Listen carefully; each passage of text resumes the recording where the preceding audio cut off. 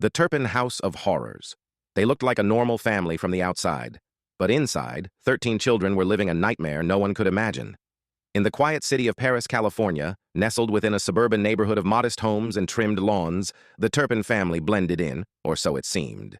David and Louise Turpin lived there with their 13 children, who were rarely seen and almost never heard. Neighbors barely noticed them.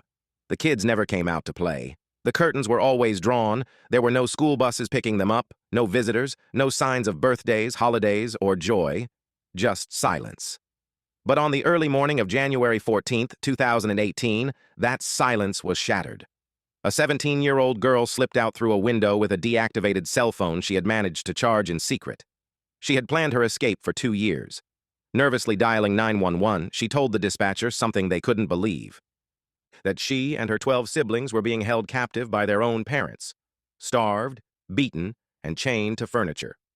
When deputies arrived, what they found inside the house was beyond comprehension.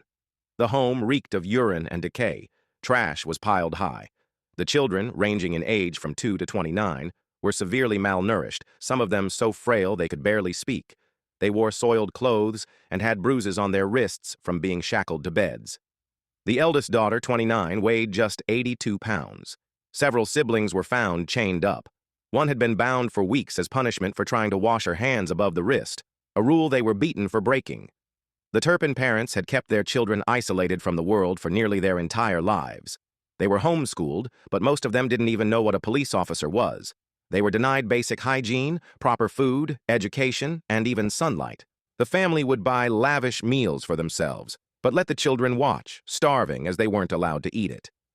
David and Louise presented themselves on social media as a devout, loving family. Vacation photos at Disneyland, matching outfits, happy smiles.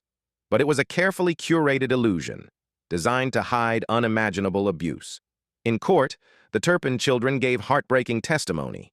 They spoke of the courage it took to finally escape, how they supported each other in secret, whispering dreams of freedom. The 911 call by the 17-year-old daughter was played in court, her voice trembling, polite, terrified, but determined.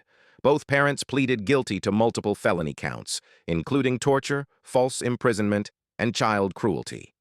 In 2019, they were each sentenced to life in prison with the possibility of parole after 25 years.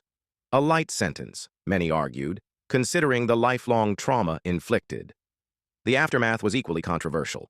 Though the children were rescued, several reports later revealed that some were placed in foster homes where abuse continued, highlighting systemic failures in child protective services. Despite everything, many of the